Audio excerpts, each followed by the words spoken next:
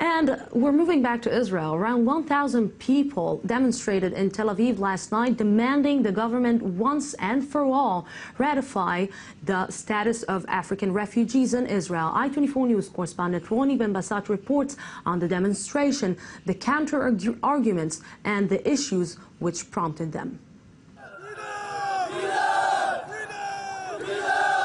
Give us freedom, chanted at least 1,000 refugees and human rights activists demonstrating Saturday throughout southern Tel Aviv.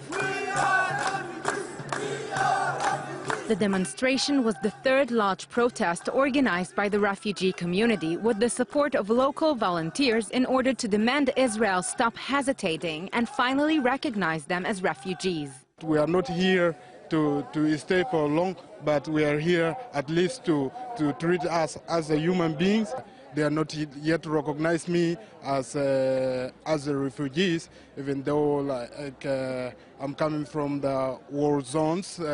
I'm the survivors of the genocide. The march set off from Levinsky Garden, a park in the city which has become the center of life for thousands of African migrants living in Israel.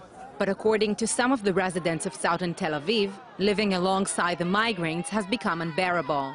For the past 2 years, they have been staging protests of their own, calling for the government to clear the streets and give them their neighborhoods back. The old people in South Tel Aviv that's actually been living in ghettos in their apartments are not going out at all from their houses, scared to even open a window. And I see those people going over there and demand freedom in the name of refugees, when none of them is actually a refugee, but all of them are basically immigrants and workers that came to work here and make their status just better economically.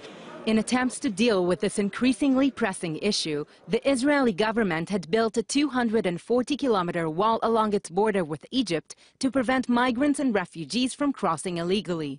It has also ordered the construction of a detention center in the remote southern part of the country, and after a law amendment was passed in the beginning of December, hundreds have already been moved in the facility and can now be held there for up to 1 year without trial.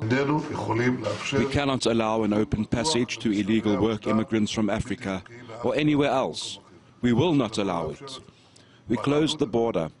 There are currently 0 infiltrators, and we are obligated to send back those who have managed to come here in the past. Human rights groups and some of the country's own parliament members have condemned the law as a disgrace to Israel's democratic character, and a petition to overturn it had been filed in the country's Supreme Court. These people are saying, we are not cows. You cannot take us from one jail and put us in another jail.